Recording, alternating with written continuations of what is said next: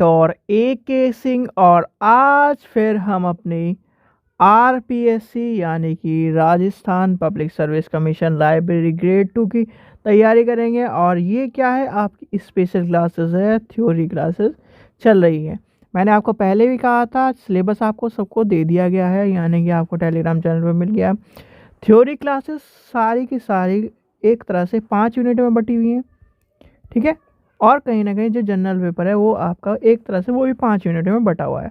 General paper मुझे लगता नहीं किसी को भी एक तरह से ये मान के चलिए, क्योंकि हिंदी इंग्लिश और कहीं ना कहीं जो प्रीवियस ईयर मुझे यानी कि ज्योग्राफी और हिस्ट्री जो राजस्थान की पढ़ते हुए आ रहे हैं वो सारा का सारा आप एक तरह से प्रीवियस ईयर और कहीं ना कहीं सारे से रट लोगे। दिक्कत आती है अब लाइब्रेरी की।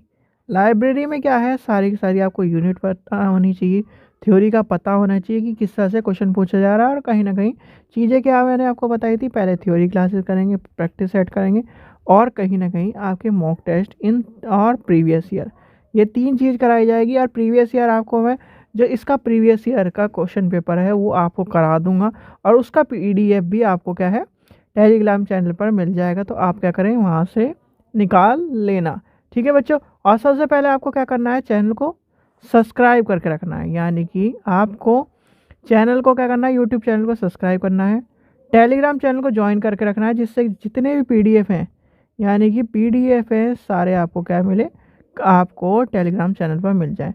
जिसको UGC नेट लाइब्रेरी साइंस की बुक चाहिए प्रीवियस ईयर की, वो कहाँ से ले सकता है, वो यानी कि लिंक डिस्क्रिप्शन में दिया, वहाँ से पेमेंट करके व्हाट्सएप नंबर पर स्लिप भेजकर कहीं ना कहीं आप हमसे बुक ले सकते हैं। ऐसे ही राजस्थान की जो पेपर हुए हैं, यानी कि राजस्थान वाली, आपको 30 रुपये में बुक मिलेगी, यानी कि राजस्थान के उसमें पेपर दिए गए हैं, तो वो भी ले सकते हैं। यानी कि राजस्थान की जो तैयारी है अभी 1% टाइम, थ्योरी सारे के सारे पेपर आपके, ठीक है, वो कराई जाएंगे, जिससे एक और फिर उसके बाद प्रैक्टिस सेट और मॉक टेस्ट। इस तैयारी के बाद आपको कहीं भी इधर उधर भटकने की ज़रूरत नहीं है, यानी कि आपको क्या करना है, सिर्फ और सिर्फ बैठ के अपने अच्छे से नोट्स बनाने और तैयारी करनी है। चलिए आज का टॉपिक क्या है, यानी कि आज जो है नेक्स्ट टॉपिक आपका लेके चल रहे हैं हम 5 लॉज ऑफ लाइब्रेरी साइंस, यानी कि पुस्तकालय के 5 सूत्र, ठीक है। यानी कि एक मिनट, ठीक है, 5 लॉज ऑफ लाइब्रेरी साइंस, ठीक है।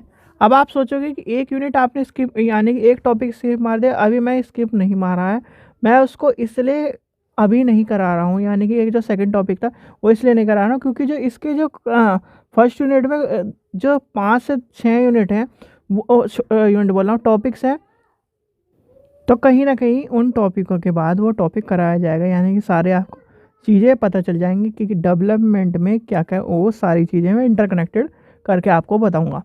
अगर वो चीज़ें बता दी तो फिर क्या आपको उसके बाद की चीज़ पढ़नी पड़ेगी, यानी कि ये सब चीज़ें पढ़नी पड़ेगी, तो कहीं ना कहीं चीज़ें समझ में नहीं आएगी। अब आता है 5 लॉज ऑफ लाइब्रेरी साइंस।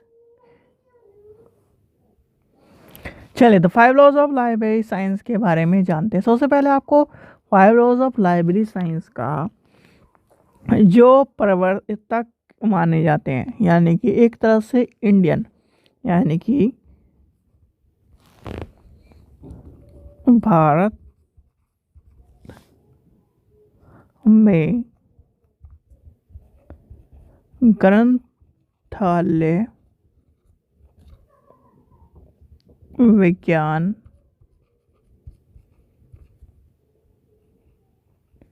के जनक,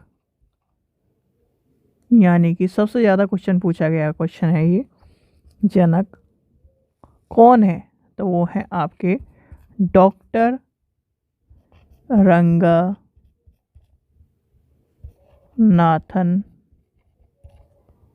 जी, ठीक है।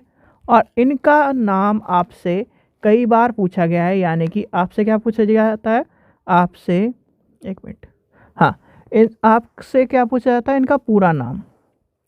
अब रंगनाथन जी का जो कॉन्सेप्ट है वो कैसे आया, यानी कि भारत में पुस्तकालय आंदोलन के विकास में किसका यानी कि एस.आर. रंगनाथन जी का रोल रहा है। किसका रहा है? एस.आर. रंगनाथन जी का रोल रहा है। और भारतीय ग्रंथालय यानी कि ग्रंथ विज्ञान के जनक किसे कहा जाता है? एस.आर. रंगनाथन जी को। अब कहानी इस तरह से है कि ये जो थे क्या थे, यानी कि डॉक्टर रंगनाथन जी जो थे मद्रास विश्वविद्यालय में गणित के प्रवर्तक थे। क्या थे? गणित के प्रवर्तक थे। अब इन्होंने विश्वविद्यालय यानी कि विश्वविद्यालय ने रंगनाथन जी को 1924 में कहाँ भेजा इन्हें? यानी कि पुस्तकालय विज्ञान की शिक्षा प्राप्त करने के लिए इंग्लैंड भेजा। ठीक है, कहाँ भेजा था? इंग्लैंड भेजा था। और उन्होंने वहाँ से क्या करा? पुस्तकालय की कार्यशैली को अध्ययन किया और 25 में इंग्लैंड से प्रशिक्षण लेकर वह लौटे। यानी कि कब लौटे वो? 1925 में। ठीक है, ये भी क्वेश्चन आपसे पूछा जा सकता है। तो यानी कि 24 में गए, 25 में घर आ गए, यानी कि घर आ गए। ठीक है, अब यहाँ तक की कहानी आपको समझ में आ गई। घर आ गए यानी कि इसमें कोई दिक्कत परेशानी नहीं। अब घर आने के बाद यानी कि इंग्लैंड में उनका जो कहीं ना कहीं उन्होंने चीज़ें सीखी और कहीं ना कहीं चीज़ें को ग्रहण करा। अब ग्रहण करने के बाद जी उनका क्या करा? उन्होंने एक आविष्कार कर दिया जी, जिसे हम क्या कहते हैं? द्विबिंदु वर्गीकरण। यानी कि आपका सीसी का आविष्कार कर दिया इन्होंने। सीसी का आविष्कार कर दिया, यानी कि आविष्कार कर दिया किसने? रंगनाथन जी ने आविष्कार। ठीक है, आविष्कार करा। अब आविष्कार यानी कि इंग्लैंड में उन्होंने यानी कि उनके मस्तिष्क में जो बात चल रही थी, विचार चल रहे थे, वो उन्होंने कहीं ना कहीं एक तरह से वो नियम यानी कि जिसे क्या है, उनके जो इंग्लैंड में क्या है, कल्पना चल रही थी। कल्पना क्या है? उनके जो विचार थे उन्होंने क्या करा? 1928 में उन्हें पूरा किया और कहीं ना कहीं अपनी पुस्तक यानी कि उन्हें 28 में अपने 5 लॉज ऑफ लाइब्रेरी साइंस के विचार को पूरा किया या हुआ उनका। ठीक है, अब आती है यहाँ से अभी आप कन्फ्यूज़न हो जाओगे कि यार 31 में बात होती है। देखो, सन 1931 की जो बात आती है यानी कि 1931 में उन्होंने क्या करा? 5 लॉज ऑफ लाइब्रेरी साइंस पुस्तक है वो, याद कर लेना, पुस्तक है वो, पुस्तक के रूप में, ध्यान कर लेना, पुस्तक के रूप में प्रकाशित हुई। यानी कि आपका क्या है? घर की हुई, घर की नींव इस दिन डली, घर बना इस दिन। तो यानी कि विचार घर का विचार आया इस दिन और घर का बना इस दिन। तो ये मान के चलिए, तो यानी 28 में उनका विचार आया, उन्होंने विचार को पूरा करा। अब क्या हो? 31 में क्या है? यानी कि ये मान लीजिए थेसिस, इन्होंने थेसिस बना के रेडी कर लीजिए। अब थेसिस पब्लिश कब हुई? 31 में। तो ये इनकी जो एक हम जानते हैं, हम जो समझते हैं वो ये कारण है। फिर आता है यानी कि भारतीय पुस्तकालय के नेतृत्व में उनका फलस्वरूप उस समय बहुत एक तरह से 4 राज्यों के पुस्तकालय अधिनियम पारित किया गया था, जिसमें क्या था? तमिलनाडु, आंध्र प्रदेश, कर्नाटक और महाराष्ट्र में क्या करा उन्होंने? 4 राज्यों के पुस्तकालय में अपना नेतृत्व दिया और कहीं ना कहीं पुस्तकालय अधिनियम पारित किया था। ठीक है, अब फिर मॉडर्न लाइब्रेरी की बात आई, उन्होंने मॉडर्न लाइब्रेरी की बात करी, डेवलपमेंट यानी लाइब्रेरी प्लान किया और कहीं ना कहीं उन्होंने अपना जो क्या है, उन्हें 1957 में यानी कि भारत सरकार ने अपने द्वारा किए गए प्रयासों व योगदान को देखकर उनको क्या है, आप एक तरह से 1957 में पद्मश्री की उपाधि क्या करा, विभूषित की गई थी। अब ये हमारे काम की, यानी कि अगर कभी पूछा जाए तो आपसे पता होना चाहिए, इसलिए मैंने बता दिया, क्योंकि ये सेकंड ग्रेड का पेपर है ना कि थर्ड ग्रेड का पेपर है, तो इस तरह के क्वेश्चन पूछे जाते हैं। अब आते हैं अपने मेन पॉइंट पे, यानी कि जो एडवांस चीज़ थी मैंने आपको थोड़ी सी बता दी एक्स्ट्रा, इसलिए क्योंकि आपसे पूछी जा सकती हैं, आजकल पेपर हार्ड बनने लगे। 5 laws of library science. 5 laws of library science हैं कौन कौन से? सबसे पहले तो आपको पता होना चाहिए। पहला लॉ क्या कहता है, पुस्तक के उपयोग के लिए हैं। दूसरा क्या कहता है आपका, दूसरा बताओ क्या कहता है, ये सारे आपको मैंने पढ़ा चुके हैं तो कहीं ना कहीं आपको ये पता होना चाहिए। दूसरा क्या कहता है, प्रत्येक पाठक को उसकी पुस्तक। तीसरा क्या कहता है आपका, प्रत्येक पुस्तक को उसका पाठक।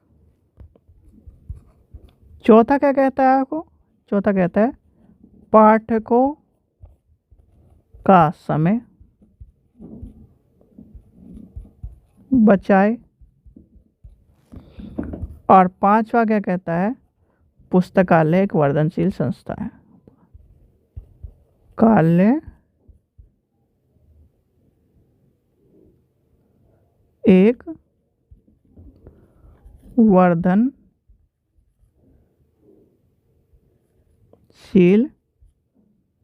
संस्था है।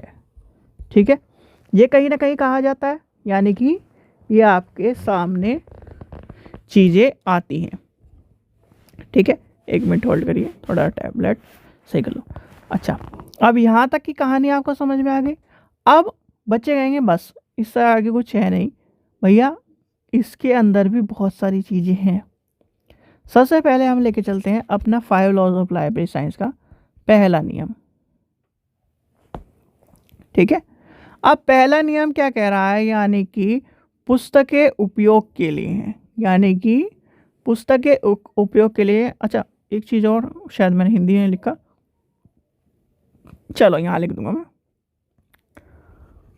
पुस्तकें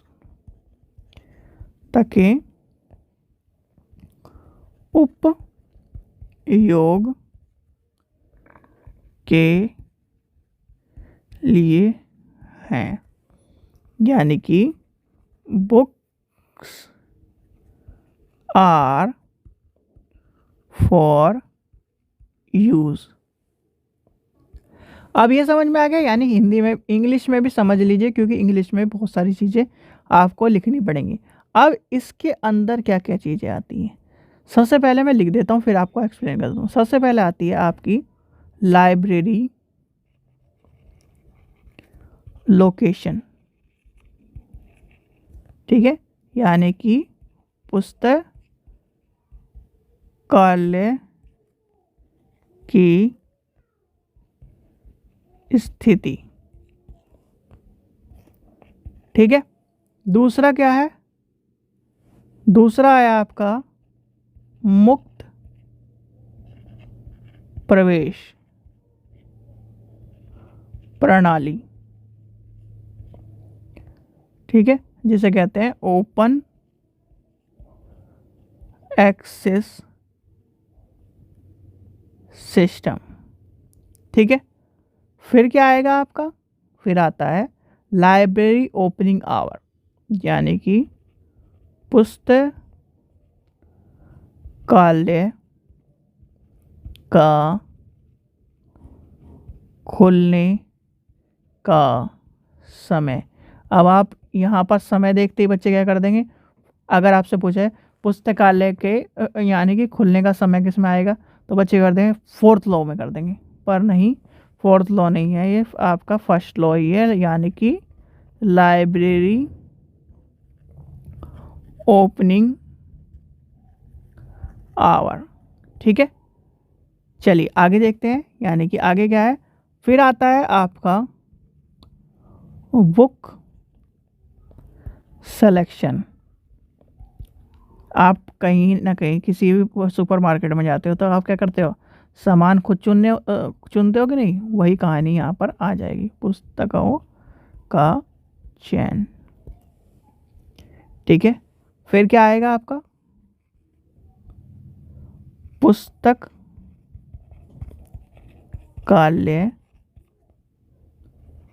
उपस्कर तथा भवन। Library furniture and building. ठीक है, फिर आपका क्या आ जाएगा, लाइब्रेरी स्टाफ और निशुल्क उपलब्धता। अब लाइब्रेरी स्टाफ आप क्या कर दोगे, वर्धनशील संस्था में कर दोगे। भैया वर्धनशील यानी 5वें नियम में भी पुस्तकालय स्टाफ है, यही क्या है, कन्फ्यूजन वाले क्वेश्चन है और आपको पता नहीं, यानी पुस्तकालय कर्मचारी। और लास्ट क्या है, निशुल्क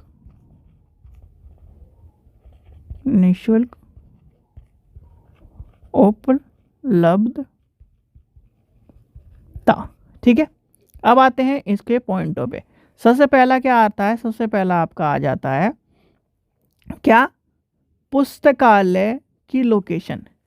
यानी कि पुस्तकालय की लोकेशन ऐसी जगह होनी चाहिए, आप ये बताओ, आपका घर या फिर आपसे एक चीज़ पूछे जाते हैं, स्कूल है, ठीक है, स्कूल ऐसी सुनसान जगह में बना दें या फिर अस्पताल ऐसी सुनसान जगह में बना दें जहाँ कोई आ ना सके, और वो सब चीज़ों यानी सबके लिए ज़रूरी है, तो क्या एक तरह से वो सूटेबल रहेगा। आपका घर सुनसान जगह पे बना दे, यानी कि आपके लिए सामान लेने के लिए भी कई किलोमीटर दूर आपको चीज़ों को पकड़ना पड़े, तो कहीं ना कहीं वो क्या होगा, अजीब सा लगेगा। और ये तो शिक्षा का एक तरह से, शिक्षा का पूरा संस्थान के रूप में, तो कहीं ना कहीं लाइब्रेरी ऐसी जगह पे होनी चाहिए, यानी कि चलो इसे भी छोड़ दो, यानी कि और सारे एग्जांपल्स हो, आपने बिजनेस करा, ठीक है, आपने दुकान खोली, आप दुकान ऐसी जगह ही तो खोलोगे भैया जहाँ पे क्या है, ग्राहक आ सके, या फिर ऐसी जगह पे खोलोगे जहाँ पर ग्राहक ना आते हो। बताओ, ऐसी जगह भी तो खोलोगे जहाँ पे ग्राहक आपके ग्राहक आए, आपको मुनाफा हो, या फिर आपके ग्राहकों की क्या है इसमें जुड़ाव हो।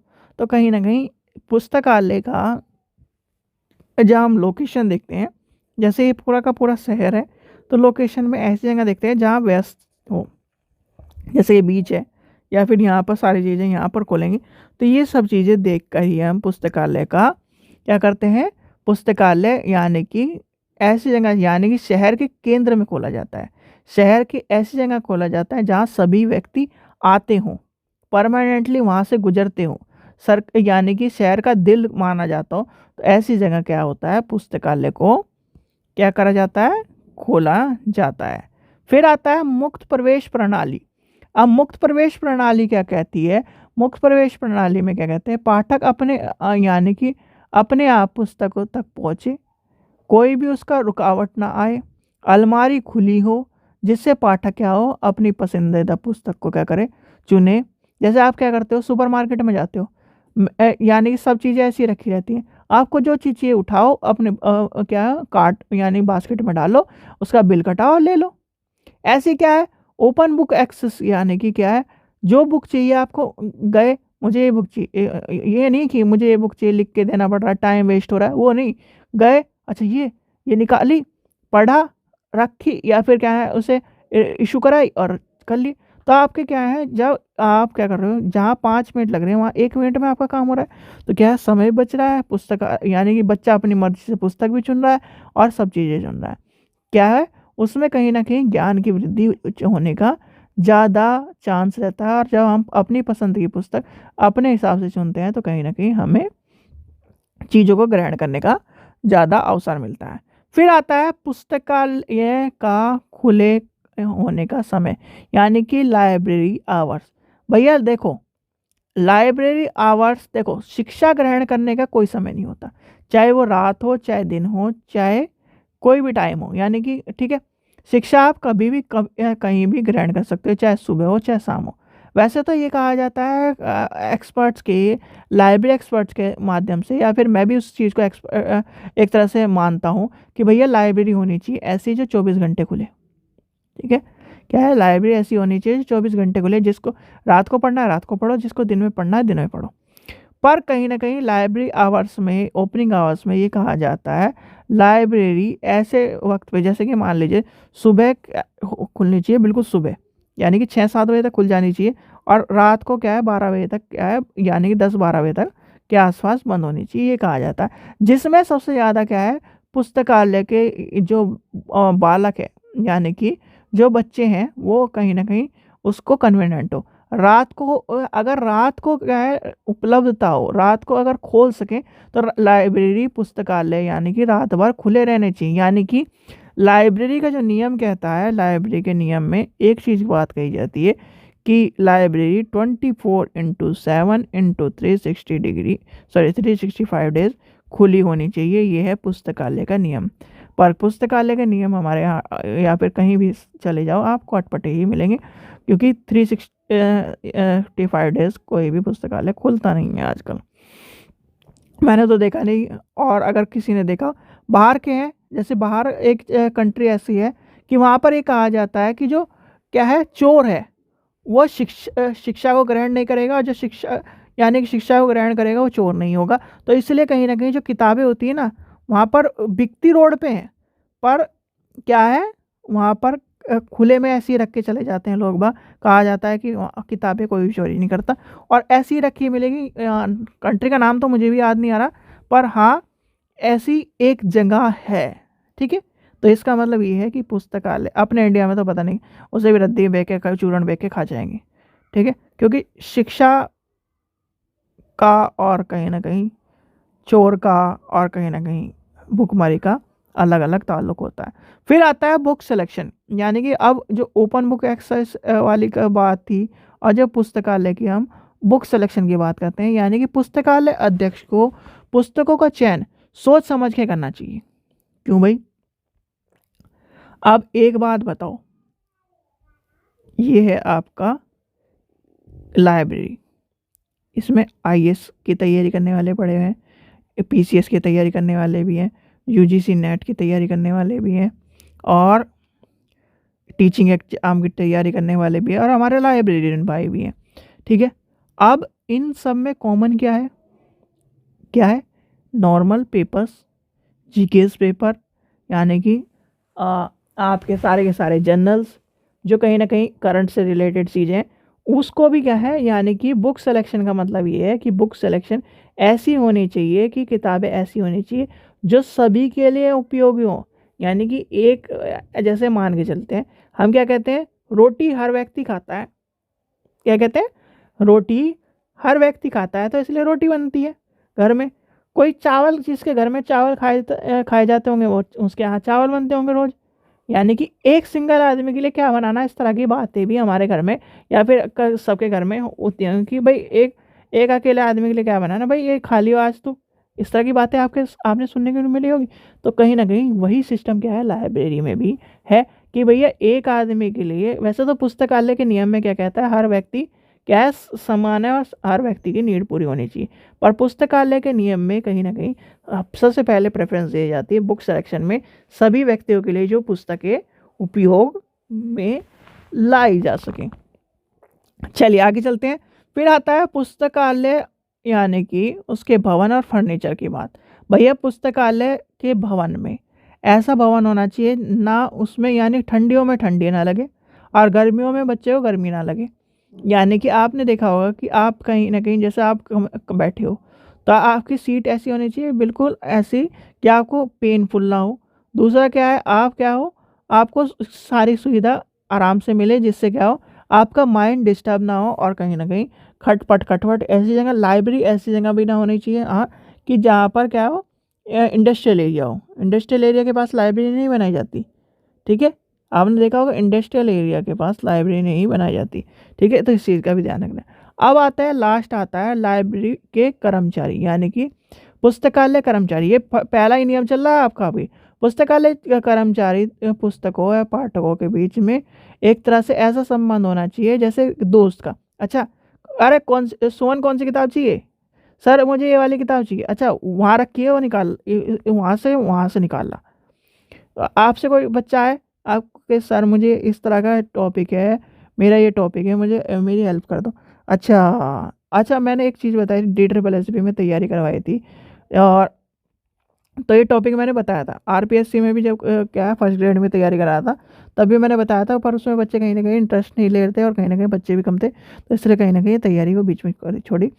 अब जो उस टाइम पे बच्चे थे, यानी कि आप क्या कहते हो, उस टाइम पे जब आपने बच्चे ने पूछा, तो कौन सी यानी कि सेक्शन कहा जाता है लाइब्रेरी का जहाँ पर क्या है इस तरह की हेल्प करी जाती है, वो भी कमेंट सेक्शन में बताइए। मोस्ट इंपॉर्टेंट क्वेश्चन है और कई बार पूछा गया क्वेश्चन है, वो अभी आपके टॉपिक में आएगा, बाद में आएगा। ठीक है, अब आते हैं नेक्स्ट पर, यानी कि आपका आ जाता है निशुल्क उपलब्धता। निशुल्क उपलब्धता। अब निशुल्क उपलब्धता क्या है? पुस्तकालय के पाठकों को सेवा शुल्क नहीं लिया जाना चाहिए पुस्तकालय को। यानी कि देखो, आपने देखा होगा कि पुस्तकालय में बहुत सारे जो स्टूडेंट हैं या फिर लोग बाग हैं, वो क्या करते हैं, न्यूज़पेपर पढ़ने आते हैं, वो फ्री ऑफ कॉस्ट होता है। लाइब्रेरी विजिट करने आते हैं, फ्री ऑफ कॉस्ट होता है। भैया आप उसकी मेंबरशिप को यूज़ कर रहे हो, उसकी चीज़ों को यूज़ कर रहे हो, तब आपको मेंबरशिप का पैसा देना पड़ता है। नहीं तो, और बहुत सी जगह तो लाइब्रेरी, यानी कि बहुत कंट्रियों में लाइब्रेरी क्या है, मुफ्त है। आप जाओ वहाँ पर, अपनी आईडी दो, क्या करो, अपना विजिटिंग कार्ड, यानी कि अपना विजिटिंग कार्ड बनाओ, और कहीं ना कहीं बिल्कुल मुफ्त क्या है, आप लाइब्रेरी की सारी चीज़ों को एक्सेस कर सकते हो, किताब पढ़ो। बस ये है कि उसमें जब किताब लेके जाओगे तो आपको डिपॉजिट के तौर पर कुछ पैसे जमा करने पड़ते हैं। ठीक है, चलिए अब आगे चलते हैं पुस्तकालय का दूसरा नियम, यानी कि सेकंड नियम। प्रत्येक पाठक को उसकी पुस्तक, ठीक है, यानी कि every reader his her book. ठीक है, अब इसमें क्या होता है, यानी कि इसमें सबसे पहली बात क्या आती है, इसके अंदर की सारी चीज़ें लिख देते हैं। इसमें आता है सबसे पहले सभी वर्गों के लिए पुस्तक। मैं, यानी कि किसी भेदभाव के, लड़का है तो मैथ पढ़ेगा, लड़की है तो बायो पढ़ेगी, ये कहानी नहीं होती यहाँ पर। भैया चाहे डॉक्टर हो, चाहे इंजीनियर हो, किसान हो, बच्चा हो, बूढ़ा हो, एक सैनिक हो, चाहे क्या है हमारे, यानी कि अमीर हो, गरीब हो, सबके लिए समान की बात कही गई है इसमें। अभी एक्सप्लेन करता हूँ मैं सारी चीज़ें आपको। पहले आपको ग्रामीण पुस्तकालय सेवाएं,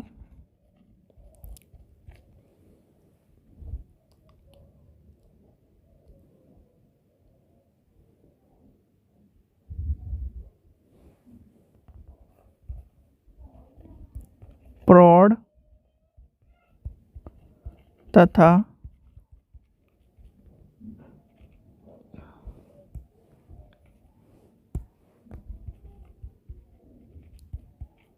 बच्चों के लिए। फिर क्या आता है, सरकार का कर्तव्य। इसमें आता है सरकार के कर्तव्य सारे आ जाते हैं। ठीक है, फिर आता है पुस्तकालय अध्यक्ष व कर्मचारियों के कर्तव्य।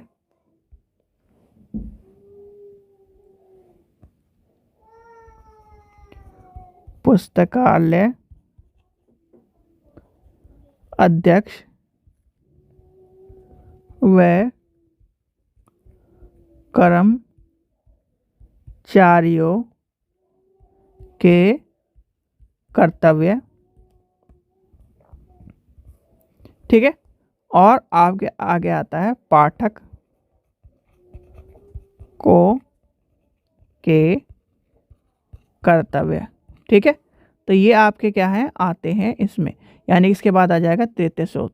अब आपको सबसे पहले चलते हैं हम पीछे थोड़ा सा, यानी कि यानी कि हर पाठक को क्या है, उसकी पाठक को पुस्तक मिलनी चाहिए। अब मान लो कि मैं हूँ, मेरे को क्या कर, यानी कि वही कहानी कि मुझे भैया इसकी किताब चाहिए, यूपीएससी की तैयारी कर रहा हूँ मुझे इससे, तो हर पाठक की सुविधा, यानी कि हर पाठक को लाइब्रेरी में आ रहा है तो उसकी ज़रूरत पूरी होनी चाहिए। इसलिए कहीं ना कहीं लाइब्रेरी की नौकरी कहा जाता है कि आसान नहीं होती, पर वही है कि अंधेर नगरी चौपट राजा वाली, कहीं ना कहीं अगर हम लाइब्रेरी को एज ए प्रोफेशन सही तरह से देखें तो लाइब्रेरी की नौकरी सबसे हार्ड नौकरी है। क्यों? क्योंकि उसमें जैसे कहा जाता है ना, एक राजा की जैसे ज़रूरतें पूरी करी जाती है, वैसे ही एक पाठक की हम क्या करते हैं, लाइब्रेरी में ज़रूरतें पूरी करते हैं। और लाइब्रेरी एक व्यक्ति के साथ होती है, जूनियर लाइब्रेरियन, सीनियर लाइब्रेरियन, आपके library assistant, library clerk, library के जितने, यानी कि पाठक की भी रिस्पॉन्सिबिलिटी बहुत होती है। और कहीं ना कहीं लाइब्रेरियन में जितने मेंबर हैं सब कहीं ना कहीं अलग अलग काम, दौड़ का काम रहे। ठीक है, जिसे कहते हैं दौड़ का काम है। तो क्या है, सभी वर्गों के लिए पुस्तकें उपलब्ध, यानी कि चाहे अमीर हो चाहे गरीब हो, चाहे क्या है बच्चा हो चाहे बूढ़ा हो, सभी के लिए पुस्तकें उपलब्ध होनी चाहिए। फिर आता है ग्रामीण पुस्तकालयों की सेवाएं करनी चाहिए, यानी कि ग्रामीण पुस्तकालय में क्या है, यानी कि पुस्तकालय जिला स्तर से लेकर ग्रामीण स्तर तक खुले होने चाहिए। गांव के लोगों को भी पुस्तकालय की सेवा प्रदान करनी चाहिए, जैसे किसान है, महिलाएं हैं, बच्चे हैं, बूढ़े हैं, उनको भी कहीं ना कहीं किसानियों के या फिर ग्रामीण जितनी भी चीज़ें हैं उनका विकास हो, जिससे क्या है उस चीज़ का भी बच्चे, यानी कि ग्रामीण लोगों तक पुस्तकालय पहुंचनी चाहिए।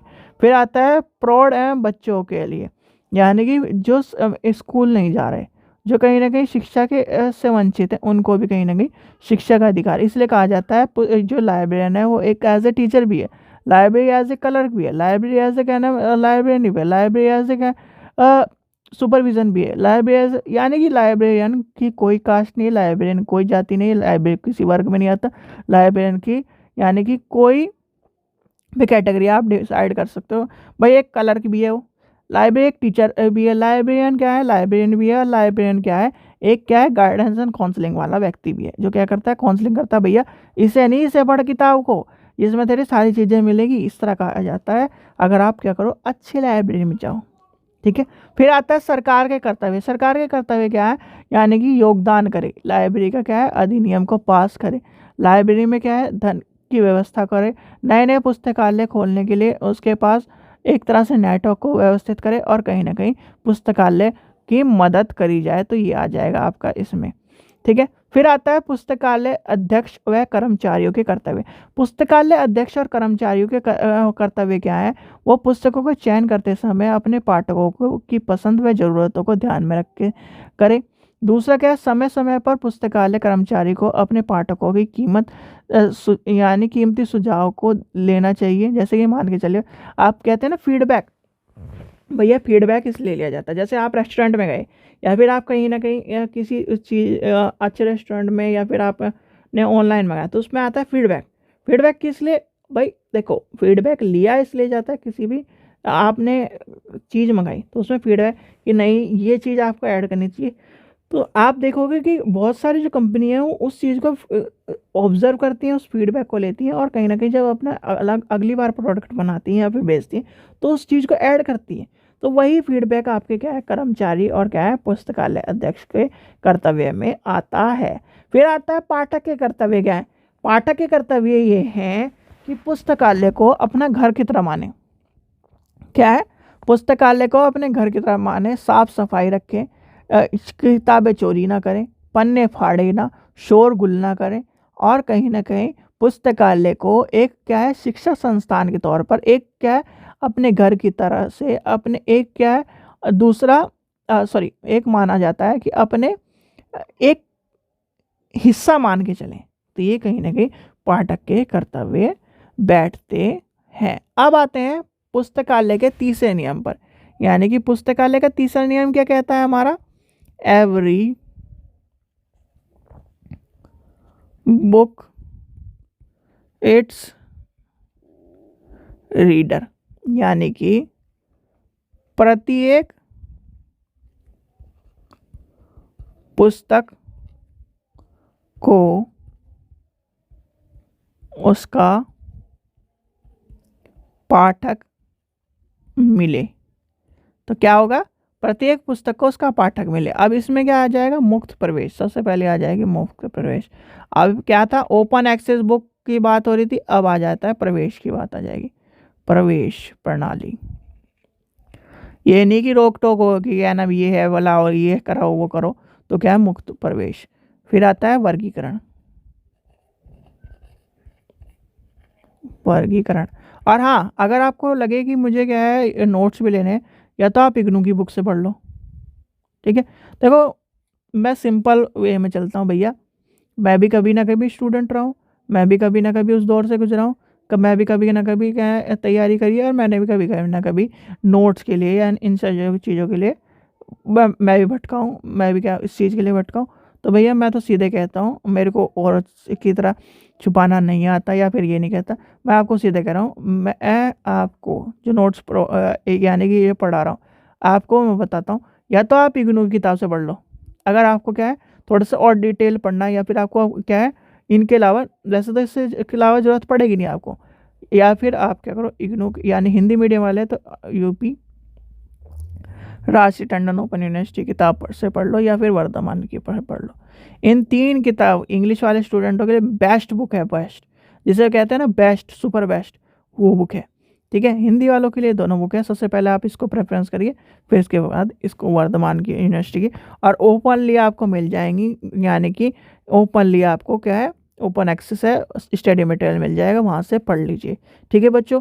तो ये तो आपको क्या है पढ़ने की, और जो क्या कर रहा हूँ मैं करा रहा हूँ, अगर आपको यहीं तक सीमित रहना है, क्या इधर उधर नहीं भटकना है, तो वो यहाँ तक सीमित रहे, ठीक है। फिर आता है वर्गीकरण, यानी कि वर्गीकरण की बात आती है। फिर आता है सूचीकरण, सूचीकरण और वर्गीकरण कहीं ना कहीं बी में तो करे ही होंगे सबने, यानी कि बी में और क्या नाम डी में सब ने करे हैं, तो इसकी तो बात कर ही नहीं सकते। अब कोई ये हो कि भैया उनके यहाँ इस तरह का सिस्टम हो कि पन्ने जो है यानी कि पेपर आता हो और सॉल्व करके दे देते हो, बहुत सारे इस तरह के मैंने वो देखे हैं, क्या है सॉल्व करके उन्हें आंसर मिल जाते हैं, और फिर वही उन्हें जब क्या है बाद में जब काम करने की बात आती है, उन्हें क्या है ना सूचीकरण पता है, ना क्या है क्लासिफिकेशन पता है, ना उसके क्या है चीज़ें पता हैं, तो फिर वही दिक्कत आती है। फिर कहते हैं ये कैसे होगा, ये क्यों होगा। जहाँ पर आपको क्या है पूरे के पूरे टाइटल लिख के मिले ना, तो समझ लेना कि हाँ यहाँ पर सही तरह लिखे गए हैं। जहाँ पर क्या है पूरे पूरे नंबर देखने के लिए मिले, वहाँ पर पूरे पूरे, यही तो बहुत से क्या है शुरू के 3 नंबर डाल देते हैं, और वो भी डीडीसी से करके, ठीक है। फिर आता है आपका बिब्लियोग्राफी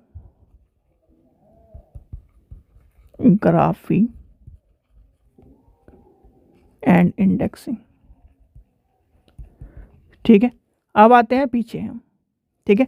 तो सबसे पहले लेके चलते हैं मुक्त प्रवेश प्रणाली। अब मुक्त प्रवेश प्रणाली का क्या है, आपसे मैं पूछूं कि क्या है आपको क्या है रोक टोक करी जाए, यानी कि कहा जाए कि ना अलमारी मत खोलना, ये मत करना, वो मत करना, यहाँ से पुस्तक नहीं लेना, ये यानी कि भाई आप ये बताओ पढ़ आप रहे हो, ज्ञान आपको चाहिए, टॉपिक आप ढूंढ रहे हो, तो चुनाव भी तो आपका ही होना चाहिए।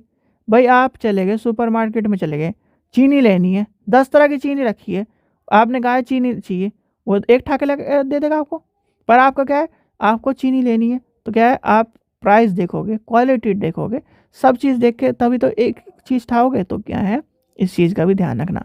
इसलिए क्या है मुक्त प्रवेश प्रणाली करी जाती है।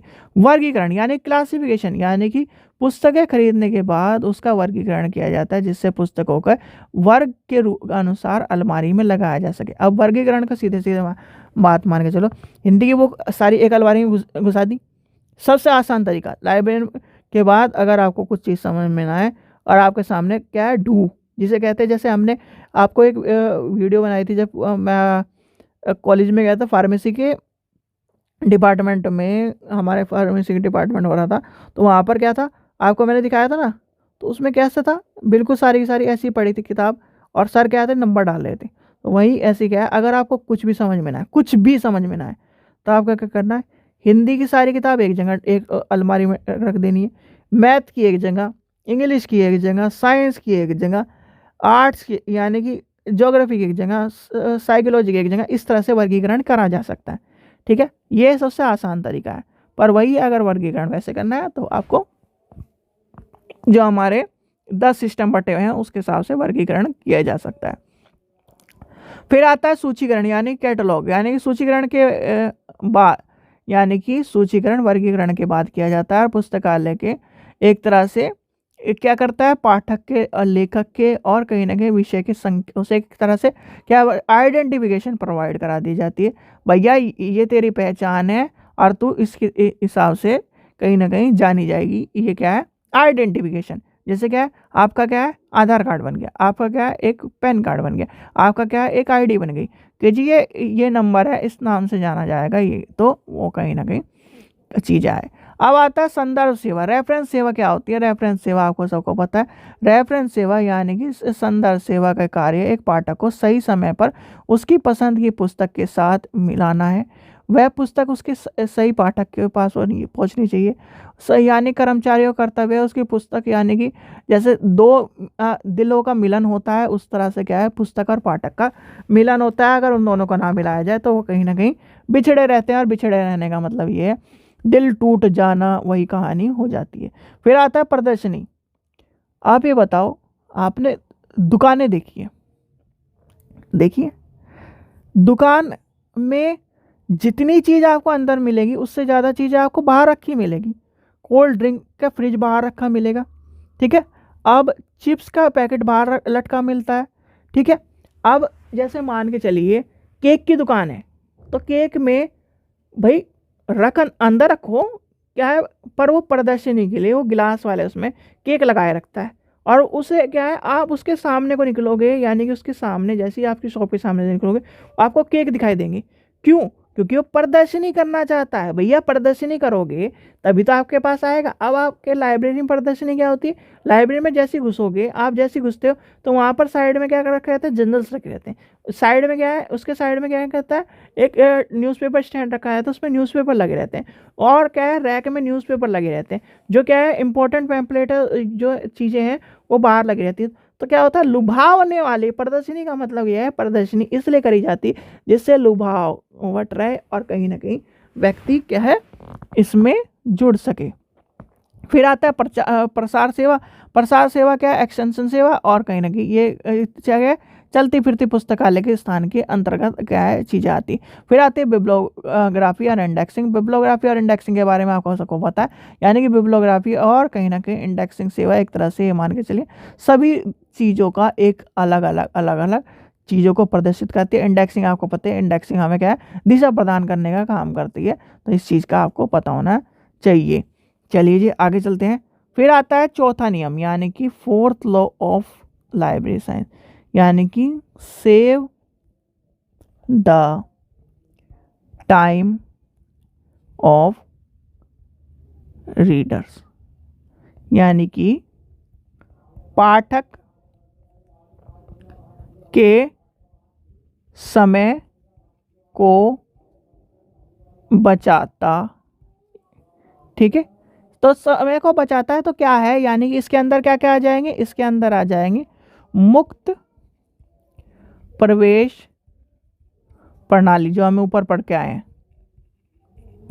ठीक है, फिर आता है वर्गीकरण। वर्गीकरण तथा सूचीकरण, रिपीट है सारे के सारे इसमें। ठीक है, फिर आता है आदान प्रदान।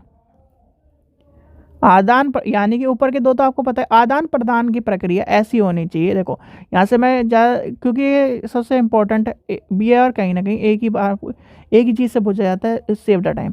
यानी कि आदान प्रदान की जो प्रक्रिया है ऐसी होनी चाहिए, जैसे कि मान के चले लाइन लग रही है जी, क्या ना बुक लेने के लिए भी लाइन लग रही है जी, बुक इशू कराने के लिए, ऐसे नहीं होनी चाहिए। क्या है आजकल क्या है, जो आदान प्रदान करने की, इशू कराने की और रिटर्न करने की बुक है, तो उसमें क्या होता है, अपना क्या है बुक रखो अपना यानी कि वो आपका क्या है डिजिटल ही चल रहा है आजकल। एक लाइब्रेरी में मैंने देखा है, तो वहाँ क्या कर नंबर डाला, आपने बुक वहाँ पर इशू रखी, यानी कि जमा कर दी, आपका कार्ड क्या है निकल के आ जाएगा, या फिर आपका क्या नाम उसमें अकाउंट से वो कट जाएगी। तो क्या है रिटर्न और इशू की प्रक्रिया खत्म हो गई है। फिर क्या है एक मैसेज आना शुरू हो गया, जैसे कि आज के मान लीजिए 26 तारीख है, मेरे को क्या है 26 तारीख को क्या है ड्यू डेट है मेरी, तो 25 तारीख को मैसेज आ जाएगा जी कल आपकी क्या है ड्यू डेट है, अपनी बुक जमा करा देना। तो फिर क्या है, फिर आता है यानी और एक और चीज़ RRFID आ गई है। RRFID जो क्या है इंक्लूड हो गई है। जैसे क्या है कोई बुक चुराता है, उसमें भी वो जैसी बुक बाहर लेके जाएगा तो टू टू टू टू होने लगता है, या फिर आप क्या करते हो RRFID की तकनीक से क्या है बार कोड लगे रहते हैं, उस तरह की चीज़ों का है आदान प्रदान करने में आसानी हो गई है। फिर आता है पुस्तकालय के, यानी कि पुस्तकालय की स्थिति, यानी कि लोकेशन ऑफ लाइब्रेरी, यानी पाठक को यानी कि सोच समझ के पुस्तकालय के यानी ऐसा जगह होना चाहिए जहाँ पर उसका समय बचे। यानी कि ये नहीं कि वो जैसे ऊपर बताया था ना, ऐसी जगह होना चाहिए जैसे मान लीजिए आपके घर है, स्कूल है, आपका क्या है आपका कोचिंग सेंटर है, वहीं उसके पास में लाइब्रेरी हो, तो क्या है घूमता फिरता बच्चा क्या है वहाँ पर चला जाए। ऐसी जगह नहीं कि उसे 10 बसें पकड़ के क्या है लाइब्रेरी में जाना पड़े, तो ऐसी जगह भी पुस्तकालय नहीं होना चाहिए। फिर आता है संदर्भ सेवा। संदर्भ सेवा, संदर्भ सेवा क्या है? संदर्भ सेवा पाठक का समय बचाने का कार्य करती है। संदर्भ सेवा क्या होता है?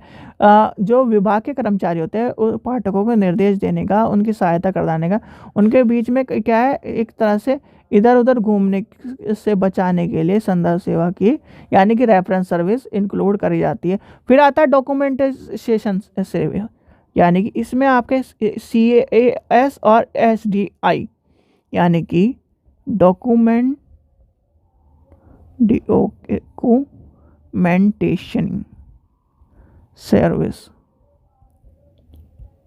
यानी कि प्रलेखन सेवा। इसके अंदर क्या आता है? इसके अंदर आपके आते हैं CAS और SDI, यानी कि करंट अवेयरनेस सर्विस और सिलेक्शन डिसमिशन सर्विस, यानी कि इसमें क्या आ जाता है तो इसके अंदर आते हैं। फिर आता है अलमारी की व्यवस्था। अलमारी की व्यवस्था देखो भाई, अलमारी इस तरह की होनी चाहिए। एक तो क्या है, जैसे आपने देखा होगा लाइब्रेरी में क्यों अलमारी क्या है खुली रहती है, शीशे वाली रहती है, कि भैया ये ना हो कि अलमारी बार बार खोल के वो क्या है अलमारी को तोड़ दे, क्या है। और दूसरा क्या है, उसमें सब चीज़ें दिखाई देनी चाहिए कि कौन सी बुक अंदर रखी है कौन सी नहीं। तो क्या है अलमारी क्या है ऐसी होनी चाहिए जिसमें क्या है शीशे वाली हो, जिसमें सब चीज़ दिखाई दे सके। अलमारी ऐसी जगह होनी चाहिए जहाँ पर क्या है पाठक अपनी सारी ज़रूरतों को पूरा कर सके। फिर आता है निर्देश का प्रयोग, यानी कि ये आता है निर्देशों का प्रयोग, यानी कि निर्देशों का प्रयोग क्या है, लाइब्रेरी में कुछ निर्देश होते हैं, कुछ नियम होते हैं, उसके हिसाब से चलना पड़ता है। तो ये हो गया आपका कौन सा चौथा नियम। पांचवा नियम क्या कहता है? पुस्तकालय एक वर्धनशील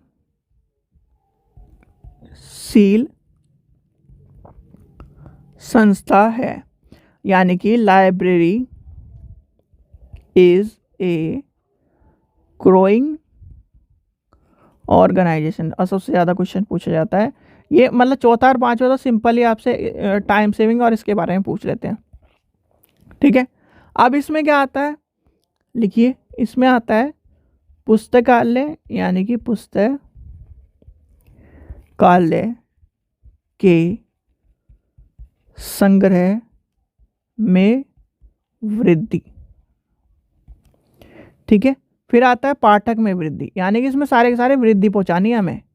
यानी कि भैया आप ये बताओ मेरे यहाँ काम करोगे, मेरे को क्या प्रॉफिट कराओगे, तो वही कहानी है इसमें क्या है प्रॉफिट, यानी कि प्रॉफिट पहुंचाना लाइब्रेरी को सीधे सीधे, यानी कि एक का उसका दो बनाना है आपको। अगर आप लाइब्रेरी से जुड़ रहे हो, आप लाइब्रेरी के कर्मचारी बन रहे हो, तो भैया एक का दो बना के दो, ये कहानी है। यानी कि पुस्तकालय में 50 व्यक्ति हैं तो आपको 500 व्यक्ति बनाने हैं, यानी कि 500 व्यक्ति उसमें जोड़ने हैं। तो ये क्या है पुस्तकालय की बारे में बात करता है। ये सब चीज़ें पुस्तकालय के कर्मचारी ऐसे नहीं होने चाहिए जो क्या है काम ना जानते हो। पुस्तकालय के कर्मचारी ऐसे होने चाहिए जो कहीं ना कहीं उस पर क्या है काम करने में उन्हें आसानी हो। आगे चलिए, एक और बचता है, अन्य में आता है यानी कि क्षेत्रों की वृद्धि। क्षेत्रों की वृद्धि मतलब ये 1 की 2 लाइब्रेरी बनाना, ठीक है। ये सब चीज़ें क्या है, 5 नियम है। वृद्धि मतलब आ जाएगा 5 नियम। अब चलते हैं आपको इस सारे के सारे एक्सप्लेन। सबसे पहले आता है पुस्तकालय के संग्रह में वृद्धि। भैया ये मान के चलो आज मेरे पास 10,000 किताबें, ठीक है। कल को मुझे 10,000 की 20,000 बनानी है, तो क्या है पुस्तकालय एक वर्धनशील संस्था तब माना जाएगा। यह नहीं कि भाई आप ये मान के चलो आपके पास आज 1,000 रुपये हैं, आपने कल क्या है उसे जोड़ के क्या है 2,000 रुपये बना लिए, फिर 3,000 रुपये बना लिए, तो क्या है वृद्धि हो रही है कि नहीं हो रही। आप क्या करो, आपके पास आज 1,000 रुपये हैं और उसके बाद क्या है 500 हो गए, फिर 200 आ गए, फिर 100 आ गए, फिर आगे 50 हो गए, तो क्या है डिक्रीज हो गए। तो क्या है आपके पास एक टाइम 0 रुपये बचेगा और आपकी जेब हो जाएगी खाली। तो क्या है वृद्धि होनी चाहिए, इसलिए वर्धनशील संस्था कहा जाता है। फिर आता है पाठकों की वृद्धि।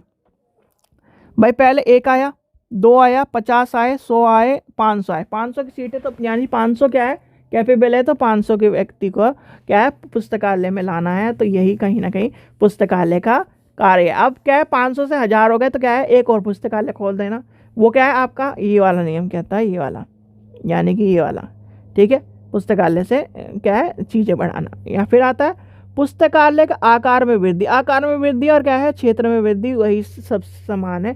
कि क्षेत्र मतलब एक यानी कि पहली ब्रांच यहाँ है, दूसरी ब्रांच यहाँ है, तो वो वाली। और आकार में वृद्धि भाई 100 गज की उसमें क्या था आपका लाइब्रेरी थी, फिर 200 गज में खोल दी, फिर 500 में, इस तरह से वो क्या है यानी कि आकार में वृद्धि। आकार और क्षेत्र में मतलब अंतर होता है। आकार मतलब यानी कि जैसे ये डब्बा है, ये एक डब्बा था, 2 डब्बे हो गए। और क्षेत्र में क्या है, यहाँ पर ये एक्स ए क्षेत्र है, यहाँ पर बी क्षेत्र है, तो बी क्षेत्र में खोल दी हमने लाइब्रेरी, ए क्षेत्र में खोल दी। तो क्या है यानी फ्रेंचाइजी जैसे होती है वैसे क्या है क्षेत्र में हम वृद्धि करें। कर्मचारियों यानी कर्मचारियों में वृद्धि होनी चाहिए। आप ये बताओ पहले एक आदमी 50 आदमी यानी कि 10 आदमी को संभाले था, अब क्या है वो बच्चे हो गए 500, तो एक आदमी चल जाएगा नहीं, सुव्यवस्थित ही नहीं होगा। तो उसमें क्या है कर्मचारियों में वृद्धि होनी चाहिए। कर्मचारियों के उनके कार्य में भी क्या है उस तरह का व्यवहार होना चाहिए। फिर आता है यानी कि आपको लास्ट वाला नियम बता ही दिया। तो ये था आज का आपका टॉपिक भी शायद से ज़्यादा बड़ा हो गया, यानी कि हाँ वीडियो बड़ी हो गई, तो पर इसमें आपको सारी चीज़ें एक्सप्लेन कर दी है, इससे बाहर आपको कुछ नहीं है। अगर बच्चों तब भी आपको लगता है, मैं खुद कह रहा हूँ, अगर आपको तब भी ये लग रहा है कि मुझे किताब के नोट्स ही चाहिए, क्या चीज़ों को चाहिए, तो मैं आपको खुद कह रहा हूँ इग्नू की किताब निकाल लो, यूपी राष्ट्रीय टंडन की किताब निकाल लो, यूपी राष्ट्रीय टंडन ओपन यूनिवर्सिटी, और वर्धमान की। पहले इन यानी इंग्लिश वाले और यानी कि जो हिंदी और इंग्लिश मिक्स पढ़ सकते हैं वो दोनों, इन दोनों को पढ़े, और जो इंग्लिश वाले हैं वो इससे पढ़े, हिंदी वाले इससे पढ़े। फिर आपके वर्धमान महावीर ओपन यूनिवर्सिटी की तरफ जाएं, ठीक है। तो ये थी आज की क्लासेस। आशा करता हूँ आपको वीडियो पसंद आई। वीडियो पसंद आई तो लाइक करें, चैनल को सब्सक्राइब करें, वीडियो को ज़्यादा से शेयर करें। और क्वेश्चन पेपर होगा आपका संडे को, यानी कि इसके लिए आपको क्या करना है, और क्वेश्चन पेपर आपको PDF जो है उसका कहाँ पर मिलेगा, टेलीग्राम चैनल पर। और प्रैक्टिस सेट भी आपकी जिस टाइम आपकी 10 से 15 क्लासेस हो जाएंगी उसके बाद आपकी शुरू हो जाएगा। चलिए ठीक है बच्चों, थैंक यू।